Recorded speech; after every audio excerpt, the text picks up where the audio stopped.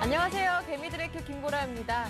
오늘이 올 겨울 들어 가장 추운 날씨라고 합니다. 하지만 오늘 증시 분위기는 움츠러들 기세가 아닌데요.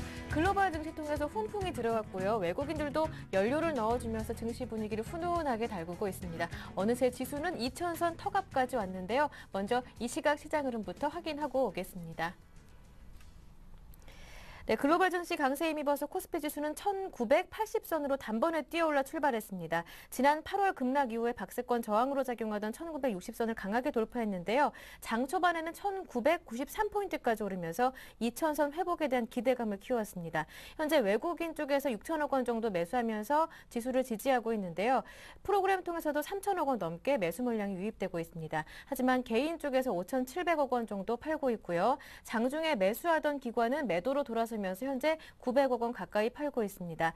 대부분의 업종들이 상승하고 있는 가운데 은행과 증권 등 금융주들이 가장 탄력적으로 움직이고 있는데요. 지수는 어느새 시초가 부근으로 다시 내려와 있습니다. 어제보다는 1%, 23포인트 정도, 22포인트 오른 1981포인트에서 움직이고 있습니다. 이어서 코스닥도 확인합니다.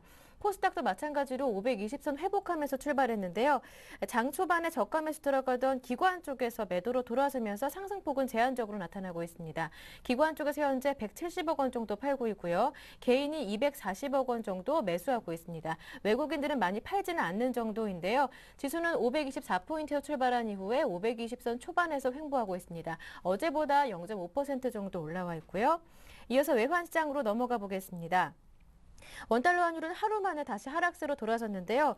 유로존의 제조업 지표 개선, 그리스 국채교환 협상 타결 기대감 등 이런 글로벌 호조 때문에 80일 만에 1,110원대로 내려왔습니다. 1,120원에서 출발한 이후에 바로 1,110원대 후반으로 내려와서 거래가 진행되고 있는데요. 현재는 1,117원과 1,119원 사이에서 박스권 형성하면서 움직이고 있고요. 1,118원 정도 박스권 중간 정도에서 움직이고 있네요. 어제보다는 8원 정도 내려와 있습니다. 네, 먼저 이 시각 시장 흐름 살펴봤고요. 잠시 뒤부터는 개미들의 종목 상담 시간을 통해서 여러분의 종목 고민 저희가 덜어드리겠습니다. 참여하실 수 있는 방법 알려드릴게요. 무료 문자 번호 013-3366-0110번, 013-3366-0110번 열어두겠습니다. 이 번호를 통해서 매수하신 종목명과 매수하신 가격, 비중까지 적어서 보내주시고요. 이 점이 궁금하다라는 점도 구체적으로 남겨주시기 바랍니다. 한 종목만 고민이 않으신 분들, 포트폴리오 전반적인 점검을 원하시는 분들이라면 전문가와 직접 통화하실 수 있는데요. 전화번호 열어둘게요. 02-3153-2613번, 02-3153-2613번으로 참여 신청이 가능합니다. 문자와 전화가 모두 안 되시는 분들은 샘플러스 홈페이지 와그러글 게시판 열어둘 테니까요. 이 공간 들어오셔서 문자와 그리고 종목에 대한 내용 남겨주시면 됩니다. 여러분의 많은 참여 기다리고 있는 동안에 먼저 이 시각 시장 흐름부터 분석해보고 가겠습니다. 오늘은 우리투자증권 강남 대로지점에 길계선 부장님 연결되어 있습니다. 부장님 안녕하세요. 네, 안녕하십니까. 네, 글로벌 훈풍 때문에 결국 코스피 지수가 어느새 2,000선 턱앞까지 올라왔는데요. 6개월 만이라고 합니다. 하지만 이쯤에서 조금 차분하게 시장을 바라봐야 할 것 같은데요. 오늘장 이슈들 정리 부탁드립니다. 네, 2,000포인트 탈환 가능성이 굉장히 높아졌습니다. 네. 금일 장중 고점 1993.88포인트까지 찍었고요. 어느덧 지난해 하반기 유로존 재정위기 늪에서 탈피한 수준 정도까지 코스피가 반등을 했습니다. 2,000포인트의 상징적인 의미로 볼 때는 조만간 돌파도 가능해 보이고, 하지만 찍느냐 안 찍느냐를 그다지 큰 의미를 둘 것은 아닌 것 같습니다. 세 가지 의미를 부여할 수 있는데요. 첫 번째는 펀더멘탈과 수급이라는 두 가지 측면에서 볼 때 재정위기 문제가 해결이 안 된 상태에서 외국인의 캐리 트레이드에 의한 수급으로 들어올린 시장이기 때문에 계속 짐은 남아있다는 측면이 부각될 것 같고요. 둘째는 외국인의 수급 영향은 대부분 프로그램 순매수를 유발한 메커니즘이 발생됐기 때문에 이 물량들은 결국 다시 매물로 쏟아질 수밖에 없는 한계를 갖고 있다는 측면입니다. 세 번째는 이 정도 상승세를 보였다면 과거에는 기관에서 목표 주가 2200포인트나 3000포인트에 대한 컨센서스가 쏟아질 만한 시점인데 작년 말 시장 수급을 주도했던 연기금은 계속 매도로 일관하고 있고요. 기관 전체적으로는 다소 몸을 사리는 국면이라는 점이 그 근거로 들 수가 있겠습니다. 하지만 시장이 2,000포인트를 찍든지 안 찍든지 간에 지금은 베어마켓의 랠리의 추세가 바뀐 것은 아닌 것 같고요. 3월까지는 증시의 방향성을 계속 확인해 봐야 된다는 컨센서스가 있고 또 너무 낙관적 또는 너무 비관적인 그것도 자중하면서 중도적인 관점에서 긍정적으로 시장을 바라보는 견해가 필요해 보입니다. 두 번째는 2월 들어서 중국 증시와 함께 중국의 PMI 지수가 50.5로 상승하게 되면서 국내 증시에서도 대중국 관련주들이 금일까지 계속 상승세를 이어가고 있습니다. IT나 금융, 화학 이외에도 중국 관련주의 움직임이 상당히 눈에 띄는데요. 이것은 중국 모멘텀이 작용했다기보다는 개별 기업의 실적 성장세와 함께 전망이 양호해지면서 개별 기업의 독자적인 펀더멘탈과 증시 순환매를 타고 상승 키맞추기 흐름을 계속 순환매적으로 하고 있다고 판단되어집니다. 삼성전자의 비중이 높아 수익률 체감을 느끼고 있는 그 기관의 입장에서는 종목 피킹 차원에서 주변주들의 상승 흐름에 상당히 수급적인 상황을 유입시키고 있는 게 아닌가 이렇게 판단이 되어지고요. 전체적인 시장은 양호한 경제 지표와 이벤트가 연속이 되고 있다고 판단합니다. 미국의 ISM 제조업 지수가 지난해 6월 이후 최고치인 54.1을 기록했고요. 미 건설 지출도 1.5% 증가세로 5개월 연속 증가세를 보였습니다. 유로존과 독일, 영국 PMI 지수도 동반 상승을 보이고 있고 또 미국 증시에서는 페이스북이 IPO로 50억 달러에 달하는 기업 공개 진행으로 증시에 활기를 불어넣고 있습니다. 전체적으로는 작년 12월부터 호조를 보이는 경제 관련 이슈들이 액면상으로는 시장 심리를 양호하게 유지시켜줄 것으로 전망을 하고 있습니다. 네, 말씀해 주셨던 대로 지표와 심리가 함께 개선되고 있는데요. 오늘 내일 살펴볼 미국의 경제 지표 어떤 것들이 있습니까? 네, 목요일, 금요일에 걸쳐서 중요한 지표도 계속 발표 예정입니다. 신규 실업수당 신청이 37만 7천 건에서 37만 건으로 또 7천 건 정도의 감소세가 진행될 것으로 보입니다. 전체적으로 고용 상황은 양호해지고 있다고 판단되어지고요. 비농업 부분의 생산성의 non-farm productivity가 발표될 예정인데 지난 데이터 2.3% 증가해서 이번 데이터는 0.8% 증가로 소폭 감소할 것으로 전망을 하고 있습니다. 하지만 전체적으로는 생산성이 플러스 수준을 계속 유지하고 있기 때문에 그렇게 주도적으로 나쁜 데이터는 아닌 것 같고요.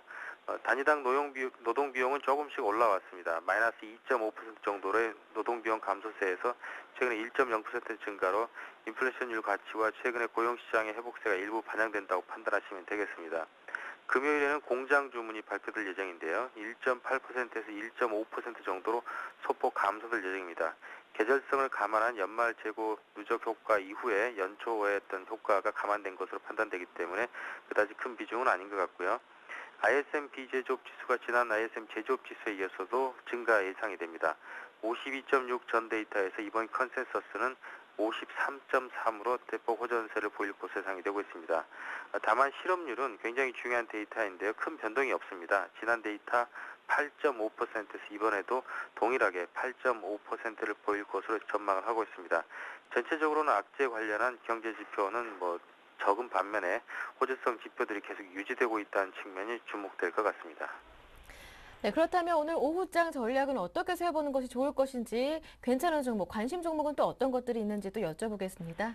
네, 계속적으로 순환매가 가미된 트레이딩 전략이 지속될 것으로 보입니다. 지난 화요일에 종합주가지수 종가 기준으로 1964.83포인트의 돌파시는 추격 매수를 제가 주문드렸었고요. 또한 S&P 500 지수가 골든 크로스가 나게 되면 이것은 강력한 트레이딩의 강세 시작으로 시그널을 줄 것으로 강조드렸습니다. 두 가지 요건을 모두 충족한 상태이고요. 트레이딩 여건 자체가 더욱더 공고해질 것으로 예상을 합니다. 기존의 IT 중심 매매에서 중공업이나 화학, 건설, 일반 제조업체까지도 상승 범위가 확대될 가능성이 좀 높다고 보고 있고요. 순환매 관심 종목 언급드리겠습니다. 대형주 중에서는 그동안 누적 수익률이 상당히 소외되었던 현대제철이나 두산건설, 삼성정밀화학, 삼성테크인들이 순환매 순차적으로 상승 흐름에 동참할 것으로 전망합니다. 중소형주 중에서는 차트 관련 우량주들 소개해드리겠는데요. 토비스, S에너지, 리홈, MK전자 등을 추천드리겠습니다. 네, 이렇게 해서 대응 전략과 관심 종목까지 모두 들어봤습니다. 네, 오늘 도움 말씀 고맙습니다. 네, 고맙습니다. 네, 지금까지 우리투자증권 강남대로지점의 길계선 부장님과 함께했고요. 이어서 개미들의 종목 상담이 이어집니다.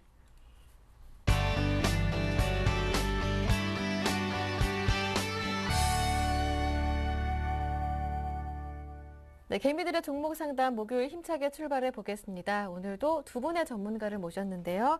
우리투자증권 강남 S&G센터의 정태근 전문가님, YG인베스트의 신기원 대표님 모셨습니다. 두 분 안녕하세요. 예, 반갑습니다. 안녕하십니까.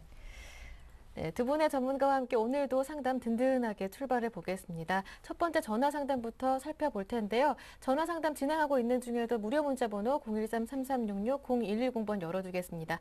아직 저희에게 고민 털어놓지 못하신 분들은요. 망설이지 마시고 지금도 늦지 않았습니다. 바로 문자 보내주시면 전화 이어진 이후에 바로 문자 상담 시작하도록 하겠습니다. 자, 오늘 목요일 첫 번째 상담 출발은 전화부터 받아볼게요. 안녕하세요. 네, 안녕하세요. 네, 시청자님 반갑습니다. 네, 반갑습니다. 네, 시청자님 어디에서 전화 주셨어요? 경남입니다. 네, 경남 어디에서 전화 주셨나요? 양산. 양산에서. 지난번에도 한번 양산에서도 어제였나요? 엊그제였나요? 어제였군요. 어제 한번 받아본 적이 있는데 양산 분들도 굉장히 많이 시청하시나 봐요. 네, 네, 개미들의 큐의 인기가 굉장히 높아지고 있는 것 같습니다. 예. 네, 이러다가 개미들의 큐가 개콘도 이기지 않을까 이런 생각이 드는데요. 그래서 야무진 저의 바람이었습니다. 자, 네. 포트폴리오 종목 살펴볼게요. 어떤 종목 들어있나요? 웅진 싱크빅이요. 웅진 싱크빅이요. 예. 18,500원에 40%. 예, 18,500원에 40%. 다른 종목들은 어떤 종목 들고 계신가요? 외환은행이. 네, 외환은행이 9,500원에 30%. 네. 일양약품이 32,000원에 10%. 32,000원에 10% 갖고 계신데요. 나머지 20%는 뭐 다른 종목들과 뭐 현금 이렇게 섞여 계신가 그거는 봅니다. 인버스, 하도 한 대가 인버스 해놨더니 인버스도 마이너스 한 6% 되가 있어. 아, 고민이 많으신데. 네, 어떻습니까? 매수하신 가격과 여쭤볼게요.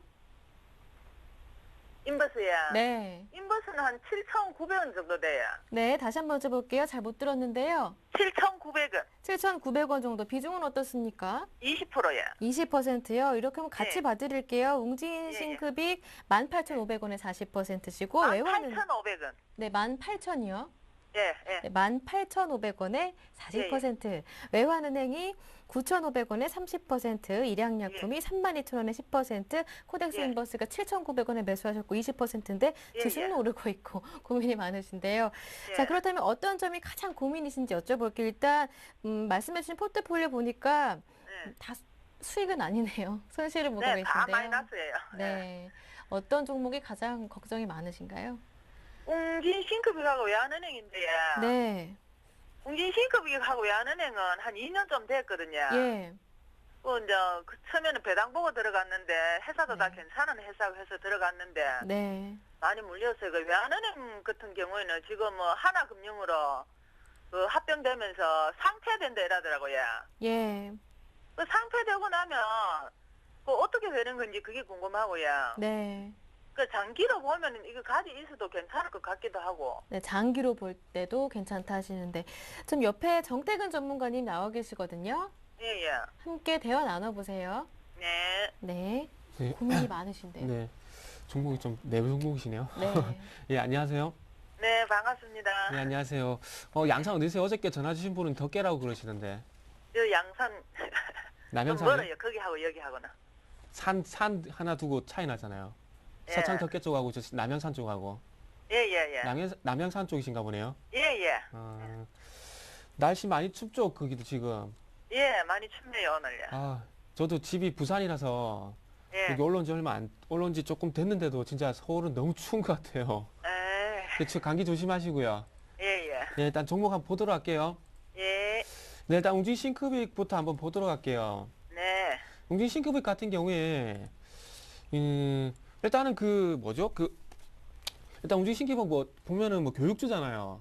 예, 교육주인데 이건 뭐 사교육 좀 이래가지고 뭐 그 사교육 규제 안 한다 이런 얘기 나오고 뭐 사교육 뭐라 해야 될까 방과후 교육 같은 거 활성화한다 그런 얘기가 나와야 예. 좀 갈 수가 있을 것 같은데 예. 요거는 조금 못 갈 것 같아요. 지금 현재 교육주 전체적으로 다 안 좋거든요. 예. 그리고 웅진 싱크빅 같은 경우는 실적도 좀 안 좋아요. 4분기 때 적자 됐잖아요. 예, 그렇다대요. 예, 그렇죠. 그래서 그것뿐만 아니라 2010년도에 영업이익이 726억 원이었는데 올해 같은 경우 326억 정도 되면서 절반 이상 줄어들었습니다. 예, 그래서 지금 혹시 TV 화면 같이 보고 계세요? 예, 예. 보면은 다른 종목 한번 같이 볼게요. 자, 예. 메가스터디도 봐야 될 것 같은데, 자, 네. 메가스터디도 흐름 안 좋죠. 거의 그 교육주 대장주잖아요. 예, 예. 메가스터디도 안 좋고 지금 그 대치동 쪽에 그 학원이 많은 걸로 알고 있는데 청담러닝 같은 게 지금 이제 안 좋죠, 별로. 계속 예, 바닥이죠. 예. 그러니까 지금 이제 대교 같은 것도 마지막으로 보면은 교육주가 전체적으로 다 안 좋아요. 예. 그래서 요거 같은 경우는 이전에 어떤 그 어머니 말고 또 어떤 분도 한번 웅진 싱크백 의뢰를 하신 분이 계셨거든요. 네. 그래서 요거는 제복에 17,000원 이상 주면은 좀 가져갈 만한데 요건 네. 17,000원 이상 가격 안 주면은 그냥 종목 교체하시는 게 나을 것 같아요. 아, 그래요? 그리고 지금 현재 실적이 계속 안 좋아지는데 지금 뭐 그 사교육 규제에 대한 얘기 계속해서 나오잖아요. 예, 예. 그러면 그것 때문에 또 위축이 될 수밖에 없어요. 교육주 같은 경우에는. 그 만약에 본인이 만약에 세력이라 칠게요. 만약에 제가 세력이에요. 만약에 세력인데 어떤 그 사교육이 조금 활성화될 만한 그런 얘기가 나오면은 나올 것 같다. 그렇게 하면은 요 한번 사가지고 올려볼 그런 마음 생기겠죠. 예. 근데 전혀 지금은 요 사교육에 도움이 될 만한 그런 얘기가 안 나와요. 예. 최근에 뭐 학원법 개정 뭐 그런 얘기도 나오는데 그것도 솔직히 별로 도움이 안 되고. 그래서 요게 지금 용지 싱크백 같은 경우는 뭐 이트레이드 뭐 우리 투자증권 막 안 좋은 얘기 계속 그 실적 안 좋다는 얘기 계속 나오거든요. 예, 예. 그래서 요거는 조금 그 교체를 좀 하시는 게 좋을 것 같아요. 예. 교체를 일단 요거는 그렇게 하시고 그렇게 하시는 게 좋을 것 같고요. 예, 예. 다 외환은행 그 한번 봐야 될 것 같은데 예. 자 외환은행 그 이거는 내용이 있잖아요. 예. 이거 저도 조금 헷갈려요. 왜 그러냐면 그 외환은행 같은 경우에 흡수합병이 아니고 예. 그냥 자회사 개념으로 그 네. 지분만 인수하는 거예요. 예. 그러면 외환은행이란 그런 은행이 그대로 유지가 된 상태에서 네. 하나금융지주는 점포수만 늘어나는 거예요. 근데 예. 뉴스 나올 때는 상폐할 가능성도 있대 이래가 나오대요.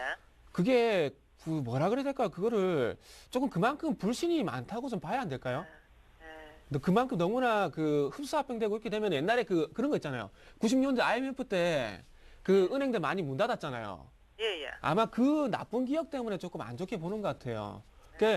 저도 솔직히 그 외환은행 뭐 노조 이분들하고 얘기해 본 건 아닌데 예. 그분들이 왜 파업을 하는지는 정확하게 저도 잘 모르겠어요. 근데 만약에 말씀을 하신 것처럼 흡수합병하게 된다면은 흡수합병하게 되면은 점포수가 많기 때문에 점포수에 대한 그 축소로 들어가면서 구조조정이라든지 그리고 비용 절감 위해서 어떤 그 안 좋은 부분은 없잖아요. 있어요. 단기적으로. 근데 그게 아니라 좀 전에 말씀을 드렸듯이 자회사 개념으로 인수를 하게 되면은 점포수는 그대로 유지를 하게 되면서 그 제주은행하고 전북은행이 그 신한은행 자회사잖아요. 예, 예. 근데 점포가 있잖아요. 예. 그것처럼 자회사로 인수가 되면 외환은행은 문 닫는 게 아니에요. 예. 제가 볼 때 아니고 그냥 점포수만 늘어나게 되고 닉네임의 앞에 하나 외환은행 이렇게 바뀔 가능성은 있겠죠. 예. 그래서 그런 게 있기 때문에 제가 보기에는 그 인수하는 측면에서 하나은행은 좀 괜찮을 것 같은데 하나은행 입장에서는 점포수가 늘어나니까 영업할 수 있는 영업망이 늘어나는 거잖아요. 예. 그리고 외환은행에 있는 고객들도 마찬가지 하나은행 고객이 되니까 마찬가지 영업할 수 있는 그런 그 뭐라 해야 될까 고객 수도 많이 늘어나는 거고. 예. 그러니까 그런 시너지가 하나금융은 좀 있을 것 같은데 외환은행은 좀 없을 것 같아요. 근데 한 가지 좀 기대해 볼 수 있을 만한 게 뭐가 있냐면 예. 그 외환은행이 론스타하고 수출입은행에 가지고 있는 지분을 예. 11,900원에 샀어요. 예, 예. 그래서 11,900원에 샀기 때문에 하나은행이 어쨌든 기업이잖아요. 예, 예. 그러면 기업이면 어쨌든 수익이 내는 게 목적이잖아요. 예, 예. 그러면은 지금 현재 주가가 8,000원인데 8,000원인 회사를 11,900원에 이렇게 사는 건 좀 아이러니컬하죠. 예. 그러면은 11,900원까지 어쨌든 주가 부양이 될 수가 있을 거란 말이 있을 거란 그런 공식이 나오게 되겠죠. 예. 그래서 요거는 일단 은행주 그런 부분도 있고 지금 현재 은행주들이 지금 현재 8월 달에 급락 맞았을 때만큼 주가 회복이 지금 전혀 안 됐거든요. 예, 예. 자, 지금 현재 화면 나가는데 제가 그 KB금융부터 한번 볼게요. 예. 자, KB금융도 한번 보면은 지금 현재 8월 달 급락 맞고 나서 그 수준까지 아직 안 올라갔죠. 예, 예. 그리고 외환은행 볼게요. 방금 우리 의뢰하신 종목. 외환은행도 지금 현재 9,500원 요까지 지금 현재 안 올라갔죠. 예, 예. 그러면은 8월 달까지 주가 수준만 회복이 돼도 지금 매수하신 가격대가 9,500원인데 요까지는 갈 수가 있다는 얘기가 나와요. 예, 그리고 조금 전에 말씀드렸듯이 하나은행이 11,900원에 인수를 했기 때문에 그 정도까지는 프리미엄이 다시 올라갈 가능성도 분명히 있고요. 네. 그래서 외환은행 같은 경우에는 조금은 그 인수 때문에 좀 말은 많겠지만은 예. 제가 보기에 좀 갖고 있는 것도 괜찮을 것 같아요. 이전에 그 뭐고 작년에 배당 15% 분기 배당 받으셨죠? 예, 받았어요. 그러면은 뭐 손해도 아니네 솔직히 말하면. 그냥 갖고 가는 게 맞아. 그럼 갖고 가세요 그냥. 그냥 갖고 그 가세요 그냥. 하이닉스 이거 매각하면 배당은 없죠? 거기에 대한 부분을 지금 이제 지금 그게 대해서 배당을 또 하려고 그러는데 지금 네. 그걸 못하게 했어요. 금감원에서 그걸 못하게 하고 있어요, 지금. 그죠? 예. 그래서 그거는 조금 기대를 일단 한쪽 구석에만 조금 남겨놨다가 하면 좋은 거고 안 하면 많은 거고 그렇게 조금 생각하시는 게 좋을 것 같아요. 예. 이해되시죠? 그래서 요거는 일단 그 주가 프리미엄 때문이라도 올라갈 것 같으니까 요거는 갖고 계세요. 예. 그리고 자, 일항약품 요거는 좀 머리가 좀 예. 많이 아파요. 요거는 그 차트 보면서 바로 말씀드릴게요. 차트를 예. 보면서 얘기를 드려야 좀 이해가 좀 될 것 같아요. 자, 요거 회사 내용 알고 계신 거 없죠? 뭐 그거 백혈병 치료제하고. 그쵸, 그쵸. 아, 그거 알고 예. 계시네. 그러면 그거 예. 얘기해 드리면 될 것 같아요. 자, 그 TV 화면이 조금 늦게 나갈 거예요. 아마 제가 말씀드리는 거하고. 예. 자, 일단 볼게요. 작년 7월 달 있죠? 예. 작년 7월 달에 그 방금 말씀하신 백혈병 치료제 있죠? 예.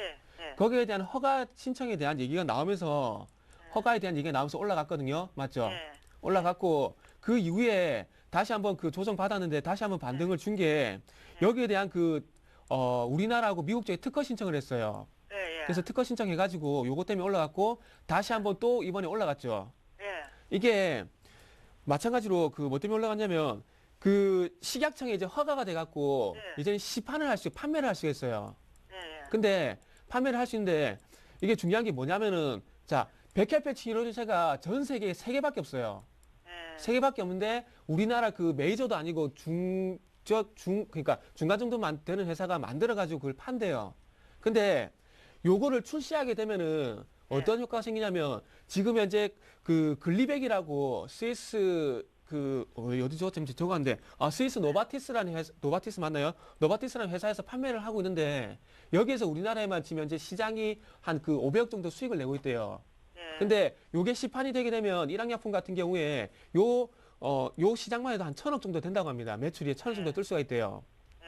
그리고 중요한 건 이것뿐만 아니라 예. 11월 달에 한 번이 급락 맞았잖아요. 예. 예. 요게 그 백혈병 치료제뿐만 아니라 항궤양제라 그래가지고 역류질환 치료제예요. 예. 식도 위궤양 같은 거. 예. 근데 이게 그 해외 판권에 대한 협상이 있었는데 요때 결렬이 됐어요. 제대로 안 됐어 계약이. 그래가지고 여기서 급락 맞은 거예요. 그래서 이 얘기를 왜 드리냐면 자, 방금 말씀드렸던 항궤양제기 해외 판권에 대한 얘기가 나오게 되면은 거기에 대한 로열티에 대한 수입 때문에 다시 한번 주가가 튈 수가 있어요, 분명히. 예. 예. 그리고 네. 조금 전에 백혈병 치료제 있죠. 시판 허가가 예. 났잖아요. 예. 예. 근데 이게 실질적으로 시판이 되고 나면은 제가 보기엔 한 번은 더 튈 것 같아요. 예. 그래서 요거는 지금 32,000원이죠. 예. 요게 지금 31,200원인데 요게 예. 만약에 31,000원까지 아래쪽으로 내려가더라도 이건 팔지 마세요. 예. 이거는 제가 좀 전에도 말씀드렸지만은 항궤양제 해외 판권만 되게 되면 한 번 더 충분히 튈 수 있어요. 그래서 그때는 분명히 적어도 4만까지 주게 돼 있어요. 예. 그래서 어쨌든 이거는 조금 기다리시면은 자, 예. 외환은행하고 일항약품은 일단 예. 기다려 보세요. 좀 전에 아, 말씀드렸던 그 제가 말이 너무 빠르죠. 백혈병 바쁘시니까. 치료제 예. 요거 시판된다는 얘기 나오는 거하고 그리고 항궤양제 요거 예, 특허 미국에서 났거든요. 그래서 예. 미국에서 해외 판권이 출시가 될 것이란 그 얘기 나올 때까지만 기다리세요. 예. 그러면 무조건 한 번 더 튈 거예요. 예. 예, 자 됐죠. 자, 외환은행 인버스. 일항약품 인버스. 예. 맞다. 인버스 봐야 돼. 제가 깜빡했어요. 이거 예. 그 혹시 코덱스 인버스예요? 예. 코덱스 인버스야. 요거 있잖아요. 예. 그 저는 지금 솔직히 시장 좀 안 좋게 보고 있거든요. 예. 올라가는 가지만.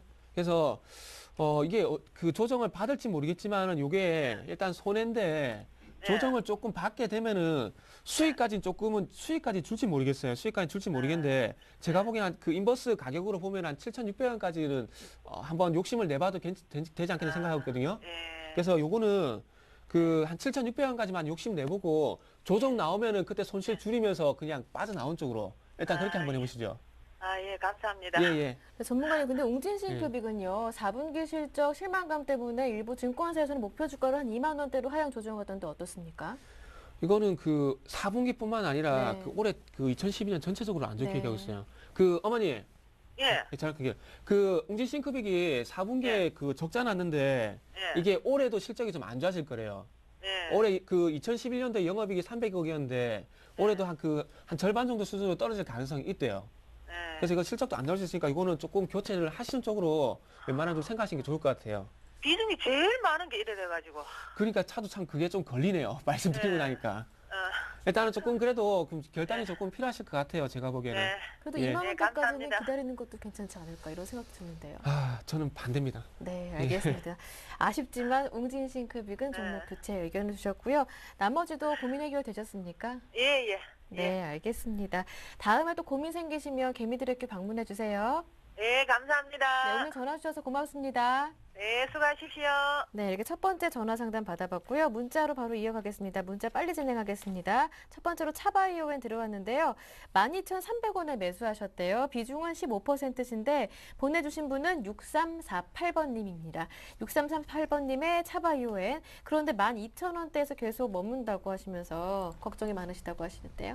네, 우선은 지금 시점 말씀해 주신 대로 12,000원 부분이 좀 횡보하고 있다라고 좀 말씀을 드리겠습니다. 사실 이 종목 같은 경우는 13,000원 부분에서 좀 급락 흐름 보이다가 저 장대 양봉 흐름 보이면서 급등하는 흐름 보였는데 점차적으로 조금씩 내려오는 모습 보이면서 상승분을 조금은 반납하고 있다라는 점 조금 좀 불안감이 커질 수 있는 것이 아닌가라고 말씀을 드리겠습니다. 또한 차바이오 같은 경우에는 뭐 개별 종목 모멘텀 물론 중요하겠지만은 줄기세포 관련주들에 대한 테마 가능성이 높아져야지만이 동반 급등할 수가 있는데 사실 최근 흐름 본다라고 한다면은 대선 관련 테마, 뭐 지지율 상승이라든가 어떤 이슈에 따라 갖고 지금 움직이고 있는 모습 보이고 있고 전반적으로는 태양광이라든가 이러한 테마가 조금은 강세 흐름 보이고 있습니다. 따라서 줄기세포는 아직까지는 다른 테마에 비해서 투자 심리가 좋지 못한 상황인 만큼 차바이온의 상승 모멘텀은 개별 종목 모멘텀보다는 줄기세포 관련주들의 상승폭이 나와줘야지만이 나올 수 있다는 점 염두하시면서 우선 투자 전략을 세워보자라고 말씀을 드리겠고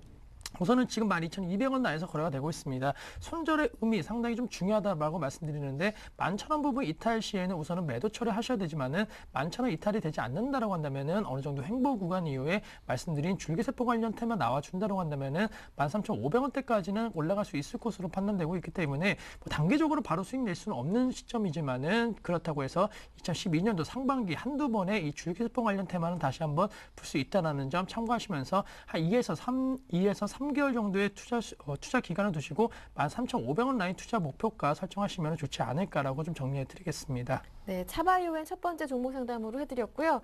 다음 종목은 금호석유가 들어왔는데요. 8652번님께서 보내주셨습니다. 8652번님의 금호석유 23만 4천원에 매수하셨고 비중이 45%인데 언제쯤 매도를 해야 합니까 하십니다.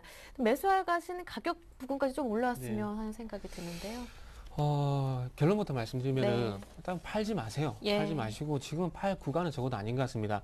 단적으로 말씀드리면은 자 볼게요. 요 종목이 지금 이제 박스권 일단 하단이 16만 원이거든요. 그러면 23만 4천원에서 사셔가지고 지금 18만 원에 팔든 16만 원에 팔든 제가 보기엔 별 차이가 없어요. 그래서 굳이 팔 이유가 없을 것 같고 그리고 지금 이제 중국 얘기 계속 나오잖아요. 이거 계속해서 중국 모멘텀 얘기 나오는데 지지율 인하에 대한 부분 계속해서 된다는 얘기가 나오고 있어요. 근데 그게 실질적으로 안 나오다 보니까 조금은 그 중국주가 중국 관련주들이 조금 주춤하고 있는데 일단 요 종목 같은 경우는 잘 생각하세요. 중국 관련주 생각하실 때 화학주 중에서 화학 제품이 아니고 화학 제품 원료를 만드는 회사를 분명히 집중해야 된다는 건 알고 계셔야 돼요. 그래서 호남석유라든지 금호석유가 그 두 수혜주인데 그 종목 쪽을 분명히 봐야 됩니다. 그래서 합성수지 같은 경우에 그 수출 물량의 66% 중에서 58%가 중국으로 들어가요. 그래서 이 부분 분명히 좀 가지고 계신 분 상기하고 계시고요. 그러면서 차트 한번 보도록 할게요. 그거 제외하더라도 이걸 박스권 대응도 가능하거든요. 자, 화면 보면은 자, 아래쪽이 조금 전에 말씀드렸죠. 16만 원입니다. 16만 원이고 그리고 적어도 보시면은 자, 지난번에 반등을 줬을 때 어디서 저항받았습니까? 이전에 지지 라인으로 작용하던 22만 원에서 저항받았죠. 그렇다면 적어도 박스권 흐름만 나온다고 하더라도 22만 원까지는 반등이 충분히 가능하다는 얘기예요. 자, 이 얘기 가능하다는 얘기입니다. 그렇다면 결론이 어떻게 나오냐면 자, 추세적으로 가지 못하더라도 박스권만 가더라도 22만 원 정도 간다는 얘기입니다. 그렇다면은 23만 4천원에서 22만 원까지 그래도 한번 기다려보고 손실을 줄이면서 파는 게 낫지 않겠냐. 그 부분을 말씀드리기 위해서 지금은 가지고 계시는 게 맞다고 한번 말씀드려 보도록 하겠습니다. 일단 보유 의견 주셨고요. 다음 종목은 파미셀과 클론의 두 종목을 보내주신 분인데요. 이분은 9517번님 봐드립니다. 파미셀 매수하신 가격이 13,500원이고 비중이 20%라고 하셨고요. 클론의 4,600원에 10%인데 두 종목 다 손실이세요. 어떡할까요? 네, 우선 뭐 두 종목 다 약간 테마성 네. 재료가 있는 종목이다라고 말씀드리겠고, 예. 뭐 판매세는 아시겠지만 앞서 차바이오와 마찬가지로 줄기세포 관련된 이슈다라고 말씀을 드리겠습니다. 따라서 앞서 차바이오가 좀 비슷한 맥락에서 전반적으로 이 종목도 조금 횡보하고 있는 구간 보이고 있다라고 정리해 드릴 수가 있는데, 다시 한번 줄기세포 관련된 이슈, 뭐 이 종목 같은 경우는 표준 인증이라든가 이러한 이슈가 또 개별 종목 모멘텀으로 작용할 수 있었던 그런 종목인 만큼 줄기세포 관련된 이슈 나와준다고 한다면은 앞서 차바이오가 좀 비슷한 맥락에서 한 12,500원 정도의 목표가 짧게 좀 설정해 드릴 수가 있겠다라고 말씀을 드리겠고, 손절가에 있어서는 9,500원 이탈되지 않는다고 한다면은 추세는 어느 정도 좀 살아 있다라는 점, 역시나 파미셀을 비롯한 차바이오 같은 종목군들은 우선은 좀 테마의 형성 가능성을 보고 홀딩하자라고 좀 정리를 해드리겠습니다. 또한 나머지 종목 클로넷을 들 수가 있는데 오늘장에서는 급등 흐름 보이고 있습니다. 안철수 원장의 기부 재단에 대한 기대감 높아지면서 안철수 연구소는 13%대 그리고 클로넷은 현재 9% 넘는 상승 흐름 보이고 있는데, 뭐 대선 관련 테마, 특히나 이렇게 인물 관련 테마에 있어서는 상당히 좀 예측하기 어렵다라는 점 다시 한번 말씀드리겠지만은, 지금 분위기상 안철수 원장 관련주들이 좀 급락 흐름 이후에 재차적으로 시장에서 재부각되고 있습니다. 그동안은 문재인 이사장 관련주들이 급등 흐름 보이면서 시장이 대선 관련 테마에 있어서 가장 중심이 되었다면은, 이제는 클리넷을 비롯한 안철수 원장 관련주들이 다시 한번 모멘텀이 될 가능성이 높기 때문에, 뭐 그렇다고 해서 이 종목으로 수익 보고 나오자 이렇게 말씀드리진 않겠지만은, 우선은 반등 강도 지금 확인하고 있는 상태인 만큼 홀딩할 것 같고, 우선 한 3,500원대 이상과 4,000원대에서는 분할 매도하시는 관점이 좀 필요하지 않을까라면서, 클로넷에 있어서는 좀 단계적으로 손절에 대한 생각하셔야겠지만은 우선은 매수가 근처까지 오는지 좀 확인하신 이후에 결정을 해보자라고 좀 정리를 해드리겠습니다. 두 종목이었죠. 파미셀과 클로넷 두 종목 살펴봐 드렸고요. 다음은 9537번님께서 삼성물산 보내주셨는데요. 매수하신 가격이 72,400원이고 비중이 40%인데 어떻게 대처해야 하는 조금 막막하신가 봐요. 전망 분석 부탁드립니다. 라고 하셨는데, 삼성물산 오늘 실적 발표 예정이지 않습니까? 예.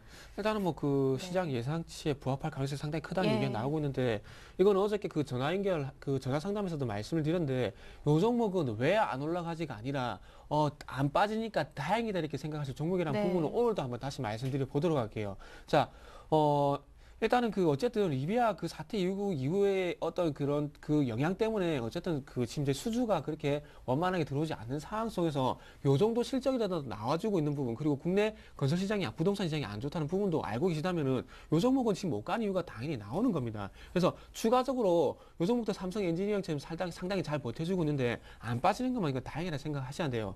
자, 그래서 요 종목 차트 좀 보도록 하겠습니다.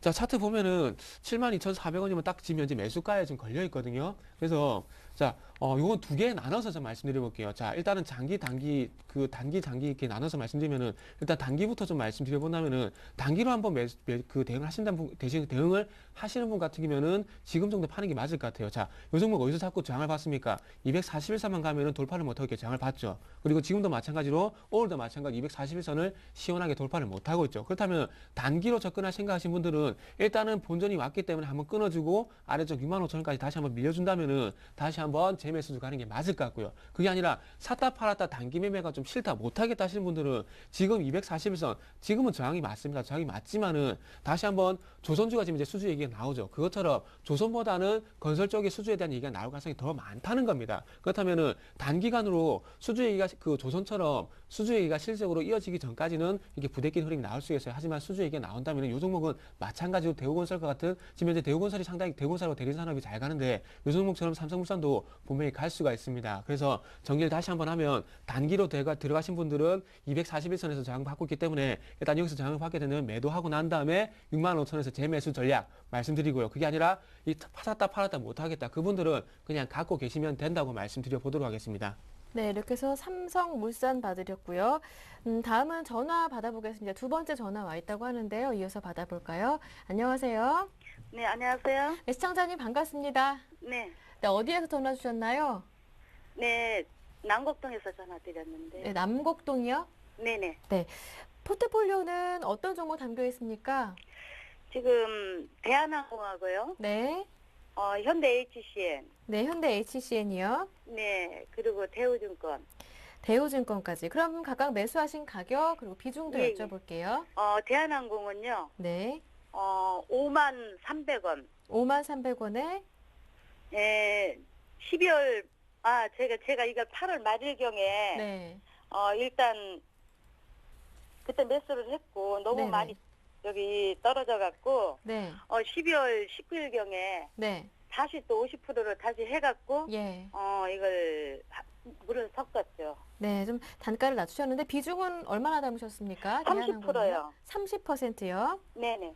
그리고 현대 HCN도 말씀해 주셨는데요. 매수하신 현- 가격 비중은 현대 어떻습니까? HC에는 네. 12월 19일하고 20일 이렇게 이틀을 매수를 했거든요. 네. 가격은요? 이게 가격이 2,720원 네. 되거든요. 2,720원대 정도고 비중은 얼마나 담으셨나요? 이게 한 60% 돼요. 60% 비중으로 담으셨고요. 네네. 대우증권도 갖고 계시다고 하셨는데요. 대우증권은 한 5% 되는데요. 네. 이것은 이게 원래 그 전에 21,400원에 샀는데요. 네. 그 중간에 증자가 나와갖고 네. 섞다 보니까 16,700원으로 16,700원 평균 예, 예. 단가가 16,700원이고 비중이 5%.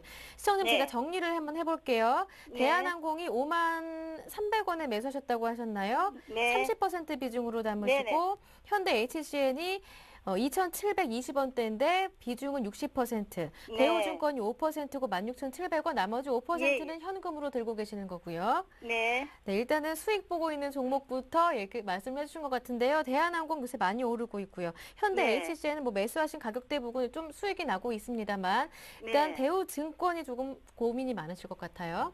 네, 그래도 그거는 주가 작기 때문에 큰 걱정은 안 하는데. 네, 비중이 5%이기 때문에. 네, 예, 예. 네. 근데 이제 제일 걱정은 제가 대한항공에서는 수익을 내고 있는데요. 네.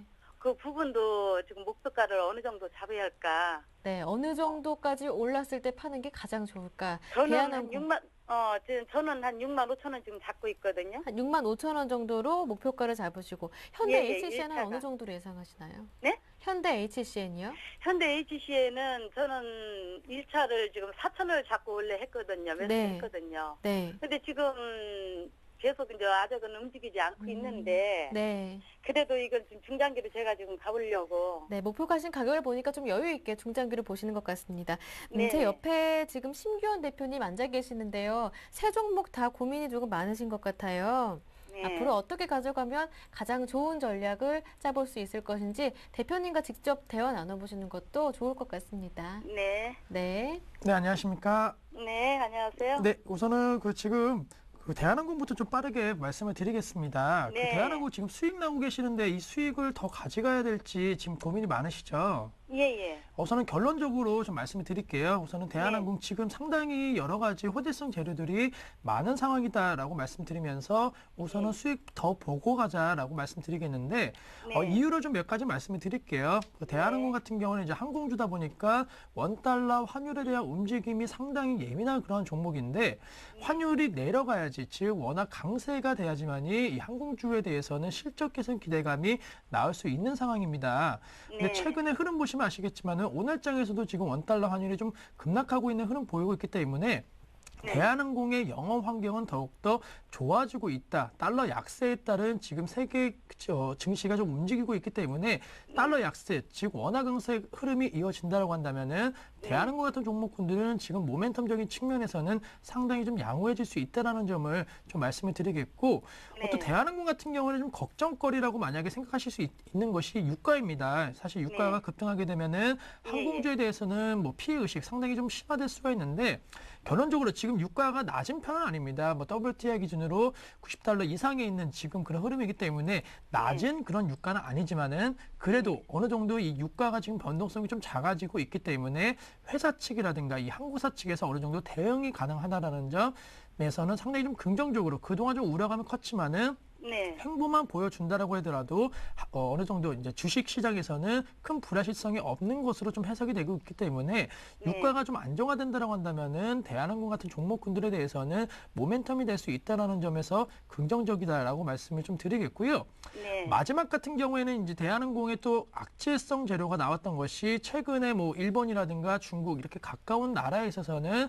저가 항공사를 이용하는 이용객들이 상당히 좀 많이 늘어나고 있다는 것이 오히려 대한항공 같은 이러한 큰 종목군에는 좀 악재로 작용하고 있는데 전반적으로 출국자가 늘어나는 그런 상황에서 대한항공과 아시아항공 같은 이런 대형사들도 그러한 단기 노선에 대해서도 꾸준히 수송객들이 증가세를 보이고 있기 때문에 그러한 부분이 크게 악재로 작용하지는 않을 것으로 판단된다라고 좀 정리를 해드리겠습니다. 네. 따라서 이 대한항공 같은 경우는 주가 뭐 7만 원대에서 3만 8천 원대까지 내려가는 모습 역시나 실적 악화 우려감 때문에 많이 내려갔고 또 실제로도 실적이 좋지 못한 흐름 보였는데 이제는 그러한 악재가 하나하나씩 조금은 좀 개선이 되고 있는 모습을 보이고 있기 때문에 우선은 홀딩 전략을 들이면서 목표가에 있어서는 사실 뭐 6만 5천 원대 충분히 갈 수는 있겠지만은 우선은 조금은 좀 안정성 있고 그리고 빠르게 수익 실현하기 위해서 개인적으로 한 6만 1천 원대, 6만 원 돌파 이후에 조금은 매물에 대한 소화 과정 나올 수 있기 때문에 한 6만 1천 원대를 잡아드리겠고 네. 손절가는 지금 시점 좀 짧게 잡으시면 될 것 같습니다. 한 5만 5천 원대 이탈된다라고 한다면은 지금 매수가가 5만 원대시기 때문에 우선은 5만 5천 원 이탈되면은 한 10% 정도의 수익만 보고 나온다는 관점으로서 5만 5천 원 그 짧게 잡으신 다음에 이 가격대 지지되면은 앞서 말씀드린 대로 6만 원대로 갈 것이고 그렇지 못하면은 다시 한번 내려갈 가능성이 높은데 뭐 그렇다고 해서 무조건적으로 이 종목 그냥 쳐다보지 마시고 가져가라 이렇게 말씀드리는 게 아니고 다시 한번 좀 경제 위기에 대한 우려감 높아진다고 한다면은 안전자산인 달러에 대한 수요 가능성이 상당히 높아지면서 급등할 수가 있습니다. 그러한 순간에는 제가 앞서 말씀드린 손절가 부분까지 내려오지 않더라도 달러 강세, 원달러율이 급등하고 있다라는 그런 소식 좀 나오고 유럽 쪽이라든가 특히나 미국 쪽에서의 불안감 커지면서 안전자산 쪽으로 투자 심리가 쏠린다는 그런 뉴스 나오면은 그때는 가격과 상관없이 좀 매도하셔갖고 빠르게 수익을 좀 보고 나오시는 현금화 전략을 좀 생각하시면서 같이 투자 전략을 세워보자라고 좀 말씀을 드리겠습니다. 네. 이해가 되셨나요? 네네. 네, 우선은 그 점만 꼭 기억하신다고 한다면은 뭐 대한항공 지금 추세가 좋기 때문에 홀딩 전략은 유효할 것으로 판단되고 있고 네. 다음 말씀드릴 거는 이제 대우증권에 대해서 한번 말씀을 드리겠습니다. 네. 대우증권도 뭐 비중은 그렇게 크지는 않으시지만은 우선 예. 추세가 워낙 좋기 때문에 뭐 비중 작다고 해서 무조건 매도하시는 전략보다는 그래도 한번 증권업종과 그리고 코스피가 지금 어느덧 2,000포인트 언저리까지 왔기 때문에 증권업종에 대한 단기 상승 모멘텀을 좀 믿어보시고 홀딩하시라고 말씀을 드리겠는데 우선은 지금 사실 증권주 같은 경우에는 많이 올랐습니다. 뭐 그동안 시장 대비해서도 많이 올랐기 때문에 사실 대세 상승을 이루기에는 아직까지는 좀 불확실성이 높고 이러한 모멘텀이 지속이 돼준다라고 한다면 한 15,000원과 15,500원 부분 매수가 부분에서 조금 아랫부분까지는 그래도 단기적으로 올라갈 가능성이 높기 때문에 우선은 지금은 이러한 업종은 좀 단기적으로 접근하시면서 15,500원 부분 와준다라고 한다면은 그때 상황, 그때 코스피 지수라든가 뭐 외국인의 수급이라든가 그리고 금융주기 때문에 해외에서의 그런 금융 리스크가 얼마만큼 조금은 뭐 잦아들었는지 판단하신 다음에 매도하실지 아니면 홀딩하실지를 결정하시면은 될 것으로 판단되고 있기 때문에 대우증권에 있어서는 무조건 목표가를 제시해 드리는 게 아니고 한 15,500원 부분 왔을 때 뭐 다시 한번 생각을 해 보시자. 혹은 뭐 만약에 좀 어렵다 그러면은 다시 한번 저희 쪽에 연락 주시면은 그때 상황을 좀 정리해 드릴 테니까요.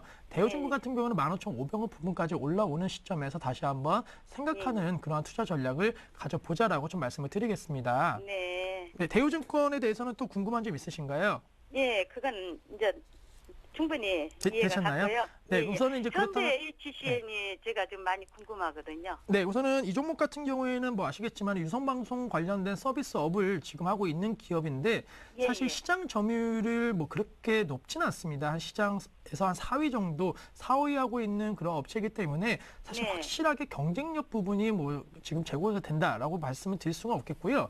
결론적으로 지금 유선방송 시장이 사실 어느 정도 그렇게 클 수 있다라는 강점을 갖고 있는 것은 조금은 아니다라는 점을 말씀드릴 수가 있겠습니다. 아무래도 유선방송이라는 것이 어느 정도 이제는 각 가정마다 다 들어가 있기 때문에 뭐 지금 뭐 공정파마 보는 그런 가정은 아마 주위에서 거의 없다라는 점, 유선방송 같은 이러한 서비스를 지금은 다 이미 가입을 한 상황이고 서로 그 시장에서는 서로 이제 그 고객을 통신사처럼 포화 상태인 그런 상황에서 가입자들끼리의 이동만 지금 이루고 있는 상황이기 때문에 그렇죠. 유선방송 관련주 지금 그 시청자님께서도 공감하셨듯이 유선방송 관련주에 있어서는 사실 시장에 대한 경쟁력 부분이 강화된다라고 해도 크게 지금 이익 개선이 가능하지는 않을 것으로 판단되고 있습니다. 따라서 지금 이 종목 정확하게 매수가 대비해서 지금 조금 이익을 보고 계시는 건가요? 아니 이게 처음에 하고서 오히려 저기 수익은 좀 더 났었는데요. 네. 이게 조금씩 이제 더 이게 더 올라갈 수 있는 가능성을 제가 바라보고 있어서 네. 그래서 매도를 안 하고 그냥 또 갖고 가려고 하고 있거든요. 그런데 이게 날마다 조금 아침에 떴다가 오후에 또 내려앉고 떴다 내려가고 계속 그래서 네. 이게 그래서 좀 그 부분에 대해서 이걸 좀 저도 이게 한 4월 달까지 지금 제가 좀 기다리고 있는 중이거든요. 기다릴 생각을 하고 있거든요. 네. 그런데 네.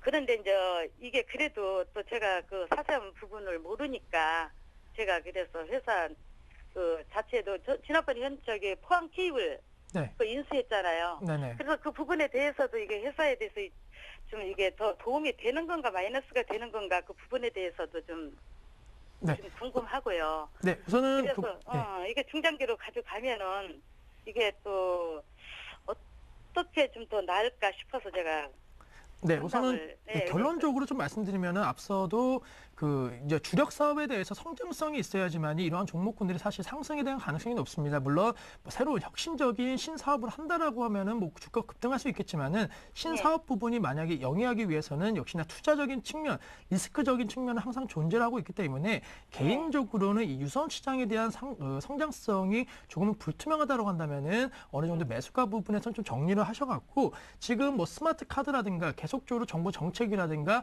새로운 패러다임이 변하고 있는 그런 사업 쪽으로 재투자 좀 나누어서 투자하시는 것이 오히려 더 중장기적으로는 좀 좋지 않을까. 지금 시청자님께서도 약간은 성장성 부분에 대한 확신이 없는 상황에서 비중을 많이 들고 가시는 전략은 조금은 좀 안 맞지 않을까라고 말씀드리면서 근데 언젠가 방송에서요. 네. 이거 저기 현대 HCN을 가지고 중장기적으로 가면은 이게 4,000원 이상은 충분히 간다. 네. 그 방송에서 한번 제가 들은 게 있거든요.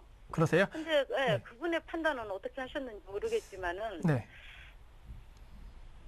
근데 지금 우선은 그 이제 물론 그 중장기적인 만약에 목표가 제시해 드린다면은 뭐 높게 형성할 수 있다라는 점은 뭐 그 각 전문가마다 틀리겠지만은 개인적으로 봤을 때 어차피 지금 중장기적으로 주식을 들고 가시려고 하는 생각을 갖고 계신다라고 한다면은 차라리 지금 뭐 큰 손실이 나신 건 아니기 때문에 어느 정도는 시장에서 관심 받고 있고 그리고 2012년도에도 주목받을 수 있는 신성장 동력이 있는 그런 산업군으로 갈아타시는 전략이 오히려 중장기적으로 봤을 때는 낫지 않을까라고 좀 말씀을 드리는 겁니다. 아, 그래요? 네. 그럼 이분은 목표가를 어느 정도로 하는 게 좋을까요? 우선은 지금 횡보하고 있기 때문에 짧게 네. 목표가 우선은 뭐 큰 의미는 없지만 한 2,900원 라인 네. 정도에서 횡보를 이용해서 좀 나오는 전략으로서 시장에 관심 받고 있고 주목되고 있는 업종과 종목 쪽으로 투자하신다고 한다면은 오히려 더 지금 뭐 대한항공처럼 주목받고 있는 종목군에 대해서 투자가 더욱더 유효한 상황인 시기인 만큼 갈아타시게 하셔갖고 조금은 수익을 좀 더 빨리 내보자라고 말씀을 드리겠습니다. 제가 사실 대한항공도 작년 8월 말경에 이게 저기 매수를 해갖고 네. 몇 달 동안 이게 38,000원대까지 내려갔었잖아요. 네네. 그래서 제가 그거 갖고도 좀 많이 좀 신경이 써졌었는데 네. 요즘 다시 이제 물을 좀 더 매수해갖고 네. 이래서 이제 이게 올라가니까 이제 현재 제가 처음 매수했을 때는 58,000원대로 매수를 했어요. 네네네. 그랬는데 이게 42,400원대 다시 물을 섞었거든요. 네. 그래서 이게 51,300원으로 비중이 이게 지금 내려간 거예요. 이게 네, 알겠습니다. 비중이 아니라 매수가가. 네. 그래서 지금 제가 이게 지금 수익을 내고 있거든요. 네, 시청자님. 예. 애초에 설정하신 목표가보다 조금 설정하신 목표가가 아래여서 좀 아쉬운 부분도 있겠고 또 대우증권도 마찬가지로 매수가보다 조금 아래에서 손절을 하시라 해서 좀 많이 아쉬우시겠어요. 시간이 정해져 있어서요. 여기서 네네네네. 상담 마무리 지어야 할 것 같고요. 네. 조금 아쉬우시더라도 좀 안정적인 투자를 원하시는 거니까요. 다음에 또 궁금한 지금 점 말씀을 충분히 생기시면은 알아들었어요. 네, 사실. 전화 또 주시길 바랍니다. 오늘 참여 고맙습니다. 네, 감사합니다. 네, 상담은 여기에서 마무리 짓겠습니다. 지금까지 정태근 전문가 심기현 대표와 함께했습니다. 두 분 수고 많으셨습니다. 고맙습니다. 네, 감사합니다. 네, 오늘도 많은 분들이 참여 신청해 주셨는데요. 내일 이 시간도 열려 있으니까요. 오늘 상담 받지 못하신 분들은 내일 1시에 다시 한 번 더 방문해 주시길 바랍니다. 여기서 마무리 짓겠습니다. 함께해 주신 여러분 고맙습니다.